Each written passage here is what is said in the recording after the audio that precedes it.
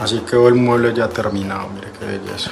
La parte inferior con unas gavetas microranuradas con pintura dorada.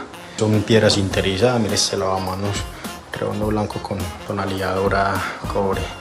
Y un espejo redondo con una iluminación indirecta muy chévere. Esta repisa con entrepaños para cositas y adorno.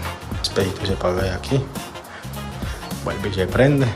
Acá tiene su gavetica y una gaveta interna auxiliar. Y lo mismo acá, sale acá y la gaveta interna auxiliar. Qué belleza de mueble.